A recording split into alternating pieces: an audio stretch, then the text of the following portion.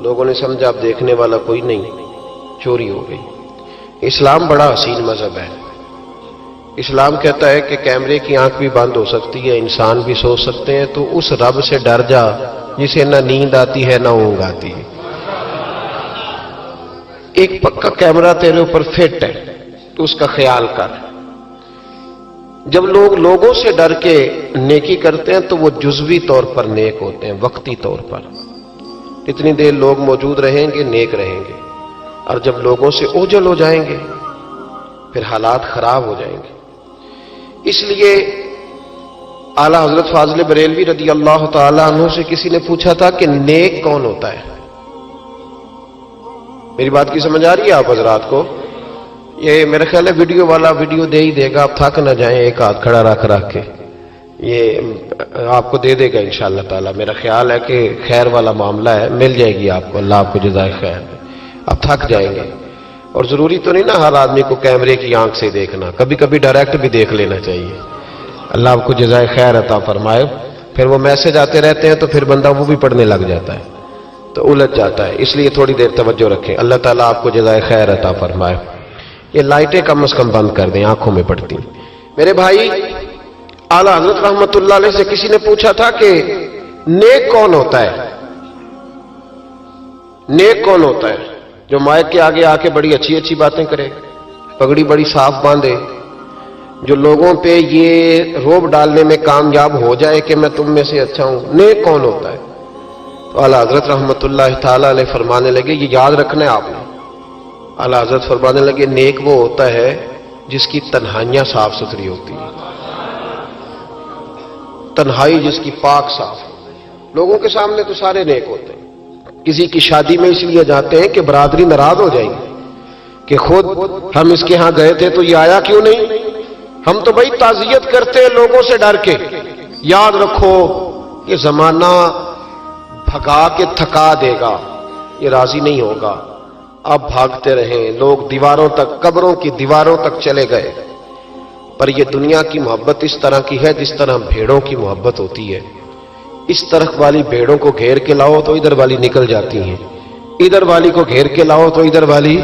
یہ مولا علی شیر خدا کا فرمان ہے۔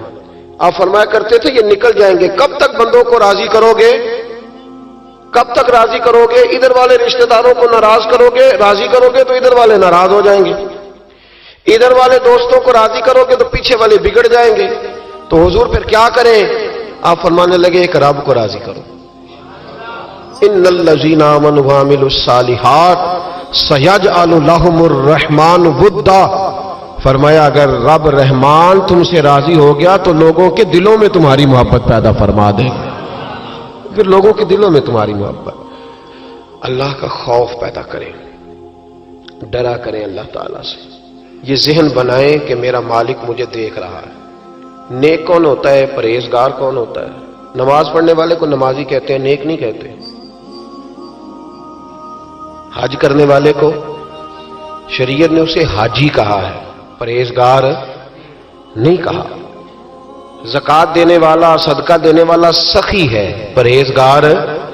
پرہیزگار کس کو کہتے ہیں؟ متقی کس کو کہتے ہیں؟ جو گناہ سے بچتا ہے، جو اللہ سے ڈرتا ہے، جو محتاط زندگی گزارتا ہے، جو بے تکے جملے نہیں بولتا، جو بے تکی سوچے نہیں سوچتا، جو فضول سوالات نہیں کرتا، جو مبہم زندگی نہیں گزارتا، جو اپنے وقت کو ضائع نہیں کرتا، جو کبھی بھی اس رستے پہ نہیں پڑتا جس رستے پہ اسے کوئی کام نہ ہو، جو بڑھ بڑھ کے آگے اپنا آپ دکھاتا نہیں، جو ہر روز بھاگ بھاگ کے اس طرف نہیں ہوتا کہ کوئی مجھے بھی جاننے لگ جائے، کوئی مجھے بھی سمجھنے لگ جائے، وہ متقی نہیں۔ متقی تو وہ ہے جو گناہ سے بچے، اللہ سے ڈرے۔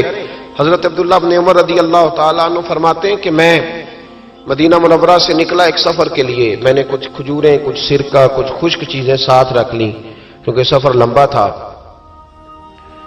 فرماتے ہیں کہ میں ابھی کچھ فاصلہ میں نے مدینے کا طے کیا تو ایک صحرا آیا، دوپہر کا وقت ہو گیا تو میں کھانا کھانے لگا۔ رمضان کا مہینہ نہیں تھا، محرم سفر کے ایام چل رہے تھے۔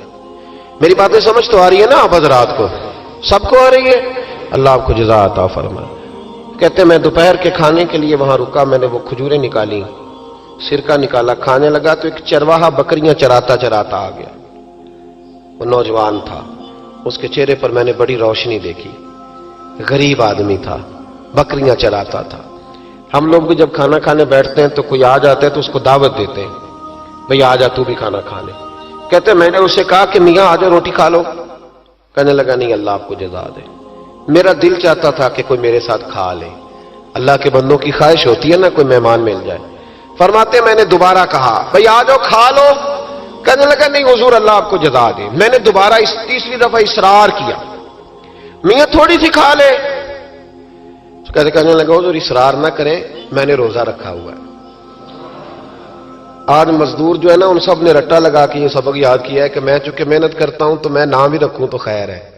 رمضان کے روزے بھی مزدور چھوڑ دیتے ہیں. اللہ کسی شخص پر وہ بوجھ نہیں ڈالتا جو وہ اٹھا نہ سکے. رب بندوں سے پیار کرتے, اسے پتا تھا انہوں نے مزدوریاں کرنی ہیں. مزدور روزہ رکھ کے دیکھے, وہ دیکھے اسے کچھ بھی نہیں ہوگا. حضور نے تو کہا صوم تصحو, تم روزہ رکھو اللہ تمہاری صحت میں اضافہ کر دے گا, یہ تو تندرستی والا کام ہے. کہنے لگا حضور روزہ رکھا ہوا ہے. تو حضرت عبداللہ ابن عمر رضی اللہ تعالیٰ عنہ کہتے ہیں میرے دل میں خیال آیا پتہ کروں کہ صرف روزے دار ہے کہ نیک بھی ہے. صرف روزے دار ہے کہ نیک بھی ہے, صرف نمازی ہے کہ نیک بھی ہے, صرف حاجی ہے کہ اللہ سے بھی ڈرتا ہے. ذرا دیکھوں تو صحیح, آزماؤں. آپ فرماتے میں اٹھ کے قریب گیا, کھانا میں نے کھا لیا تو بکریاں تھیں اس کے پاس, 300-400 بکری چرا رہا تھا. تو ایک بکری کی پشت پہ میں نے ہاتھ پھیرا. میں نے کہا بیچو گے بکری؟ کہنے لگا حضور میں چرواہا ہوں, دیہڑی پہ کام کرتا ہوں, مزدوری لیتا ہوں, ان کا مالک تو کوئی اور ہے. تو آپ فرماتے میں تو پہلے دیکھنا چاہتا تھا کہ نیک بھی ہے کہ نہیں. تو میں نے اسے کہا کہ بکریوں کے مالک سے کہہ دینا ایک بکری بھیڑیا لے گیا ہے, کہہ دینا مالک سے. تو آپ فرماتے ہیں جب میں نے اسے دیکھا نا تو غریب تھا, پھٹے ہوئے کپڑے تھے. دامان توکل کی یہ خوبی ہے کہ اس پر پیوند لگے ہوتے ہیں پر دھبے نہیں ہوتے.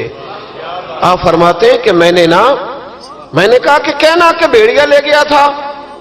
فرماتے ہیں کہ اس کا میں نے چہرہ دیکھا تو داڑھی پر ریت پڑی ہوئی تھی, سر پہ ریت تھی, کپڑے پرانے تھے, مکان بھی کچا ہوگا لیکن اس کے نظریات اتنے پختہ, باتوں میں اتنا اثر. فرماتے اس نے غور سے میرا چہرہ دیکھا اور پھر اس نے بکریوں کو چھڑی ماری اور بکریاں چلنے لگیں. وہ میں نے کہا میرے سوال کا جواب نہیں دیا. تو کہنے لگا حضور میں بکریوں کے مالک کو تو کہہ دوں گا بھیڑیا لے گیا ہے, اور جب کائنات کا مالک پوچھے گا تو پھر کیا جواب دوں گا؟ جب عرش کا مالک پوچھے گا تو پھر کیا جواب دوں گا؟ اللہ بھی تو پوچھے گا نا, تو اللہ کو کیا بتاؤں گا؟ حضرت عبداللہ ابن عمر رضی اللہ, ایک تقریر ہوتی ہے, میں لچھے دار خطاب کروں گا, میں بڑا زبردست اثر ڈالوں گا. آپ او بھائی زیادہ انقلاب تو عمل سے آتا ہے, زیادہ انقلاب تو عمل سے آتا ہے, زیادہ تو 2 منٹ میں لوگ انقلاب. حضرت عبداللہ ابن عمر کہتے ہیں اس نے کوئی تقریر نہیں کری. تقریر بھی اثر کرتی ہے, اس کا بھی فائدہ ہوتا ہے, یہ بھی دل صاف کر جاتی ہے, اس میں شک نہیں. لیکن جو عمل کے ساتھ تاثیر ہوتی ہے اس کا تو حسن ہی نرالا ہے. بات جو دل سے نکلتی ہے اثر رکھتی, پر نہیں طاقت پرواز مگر رکھتی ہے. تو کہتے وہ ایک جملہ اس نے کہا کہ اللہ پوچھے گا تو کیا جواب دوں گا. تو آپ فرماتے ہیں میں کانپنے لگا. حضرت عبداللہ ابن عمر, اور یہ وہ شخص ہے جن کو نبی پاک نے کہا راجل صالح. عبداللہ بن عمر نیک آدمی ہے, حضور نے کہا نیک آدمی ہے. حضرت عبداللہ ابن عمر کہتے ہیں میرے وجود کے رونگٹے کھڑے ہو گئے. میں سفر پر نہیں گیا بلکہ میں وہیں سے واپس ہو لیا اور میں سیدھا اس شخص کے میں نے مالک کا پتہ کیا کس کی بکریاں چراتا ہے.